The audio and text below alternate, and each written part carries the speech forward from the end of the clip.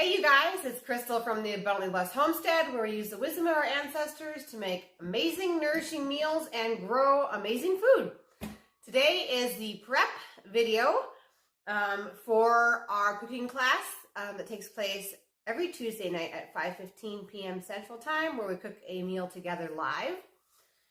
So tomorrow, which is Tuesday, we are going to be making a soaked homemade pizza. So the soaked is obviously the crust. We're going to go ahead and properly prepare that grain. So today I'm going to go ahead and show you guys how to do that. It's really, really easy. It just takes a little bit of scheduling things ahead of time, which is why I'm putting this video out today. So you're going to want to go ahead and do this process today with the video. So I'm going to go ahead and angle this camera down and we're going to get started. The first ingredient is whole wheat flour. Now I grind all of my flour right before I use it. In fact, here's my flour. It's still in the container from the grain grinder. So if you're going to be grinding your own flour, you're following along, this mix is a 50% hard red wheat and 50% soft white wheat. And we'll also be adding a small amount of Vital Wheat gluten, which helps to raise the gluten in the flour mixture so that our dough gets happier and gets a little fluffier.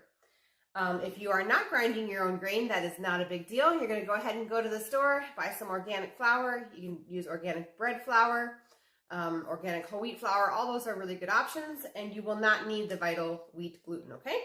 So I'm going to go ahead and angle the camera down. We're going to get this done, and it's only going to take a few minutes.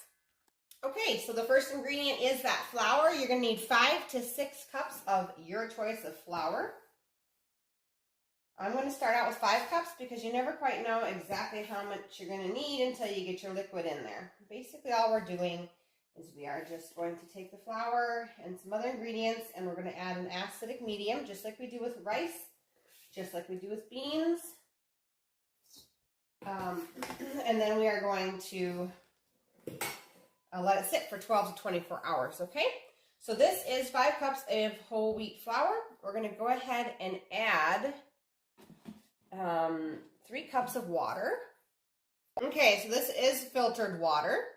My hands are washed, so nobody get grossed out. I'm going to go ahead and pour these 3 cups on in. And because I ground my own wheat, I'm going to bring out my Vital Wheat gluten and I'm going to put in 1 tablespoon. If you are buying, once again, if you're buying your own flour from the store, you don't need this ingredient. But if you are grinding your own wheat from home, you're going to need to add a little bit of that, okay? So into the bowl it goes. Next ingredient is 3 tablespoons of either kefir, whey, or apple cider vinegar. I'm going to be using kefir, but you sure could use one of the other ones. You can use apple cider vinegar. You want the raw apple cider vinegar with the mother in it. Just 3 tablespoons going on in there. We need approximately a 1/4 cup of honey, which I guess, so I'm just going to guess here. There we go. And now I'm going to get a spoon and we're going to stir this.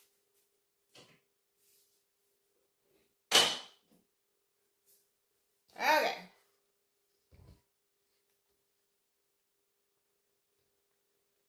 And then we will add our last ingredient, which is salt.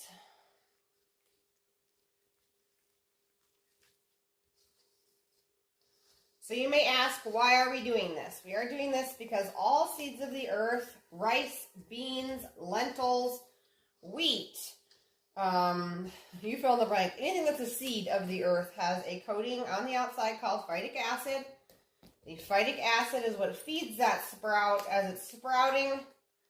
But you have to remember that that is happening in the ground with other nutrients that are utilized from the ground. And so what ends up happening is if you eat seeds of the earth without properly removing or breaking down that phytic acid layer, the body actually has to utilize some of its own nutrients, including calcium and a long list of other things to utilize this flour in this case, okay? So we are going to break that down so we don't have to rob our body of nutrients to utilize the energy that's inside that coating. I'm going to go grab the salt now, okay? All right, we need 1 tablespoon of salt. I guess I could have used my tablespoon since it was sitting right here. Okay, and this is still too liquidy. I mean, you guys can see that. This is like a thick pancake batter. We're going to have to add a little more flour, but you never quite know, okay? Each batch of flour is different, and the humidity in a room is different. So I'm going to go ahead and add a 1/2 cup, and we'll go from there. 1/2 cup of flour. So now we're at a total of 5.5 cups of flour. But it may be different at your house. This is homemade ground flour. So yours might be a little different.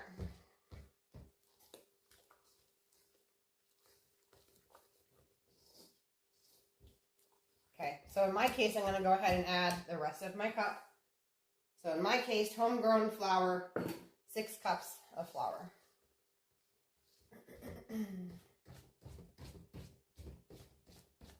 Now, this is going to be a little bit soupy anyway for a soupy appearance for a pizza crust. This makes 2 pizza crusts, by the way. But what's going to happen is this is going to sit for 12 to 24 hours, and so we're going to cover it, but it will inevitably dry out a little bit, okay? So I'm going to go a little bit more flour, actually, with this. I'm going to try 6.5 cups. It's almost where I need it to be. Okay.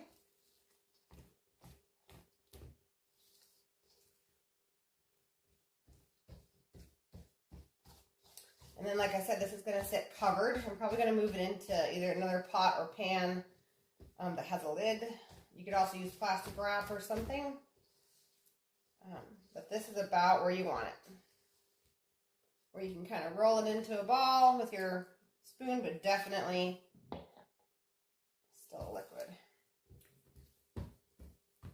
We're going to be adding other ingredients to this as well tomorrow.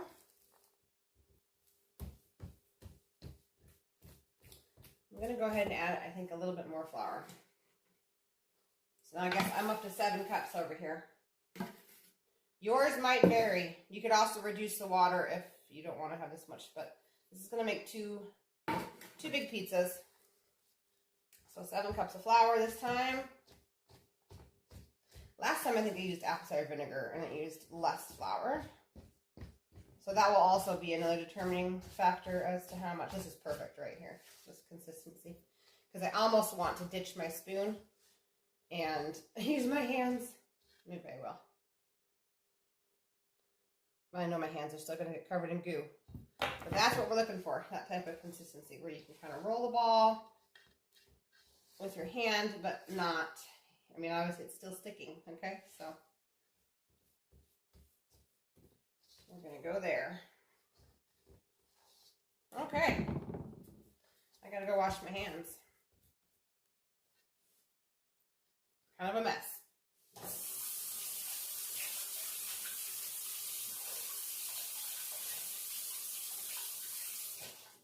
Okay, so now we're just going to let this sit for 12 to 24 hours.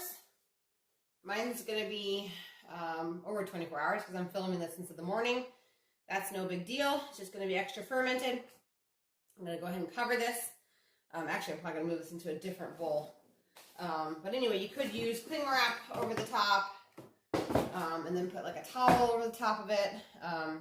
We just don't want it sitting out like this for 24 hours because obviously it would definitely dry out. But you guys can kind of see the consistency. It's like a super thick. It still rolls though, okay? So we're going to let this sit covered for 12 to 24 hours and then we will add the rest of the ingredients. So one quick little note on the cooking classes. I mentioned this in one of my last videos, but I also want to mention it here. If you are expecting the live cooking classes to show up in your YouTube feed when you first get on YouTube, not Facebook, YouTube, it's not going to do that because we don't have 1,000 subscribers. YouTube does not allow me to stream directly from the platform until we reach 1,000 subscribers, which we are kicking butt on getting more subscribers. You guys, thank you so much for spreading the word about the channel. And thank you for subscribing. And if you haven't, please do. But once we reach 1,000 subscribers, then I can stream directly. It will appear in your feed then. But for right now, I have to use a streaming service that I stream my video onto that service, and that service streams it onto YouTube. So in order to find the cooking class, you need to get on YouTube, go up to the search icon, search Abundantly Blessed Homestead. Then when it comes up, go ahead and click on Abundantly Blessed Homestead YouTube channel. Once you do that, it'll take you onto a Abundantly Blessed Homestead page. And at the very, very top should be the live feed for the cooking show at 5:15 p.m. Central Time on Tuesdays. So I hope to see all of you guys there. Thank you so much for watching. Now get to going and soaking that pizza dough, and we'll see you guys tomorrow, okay?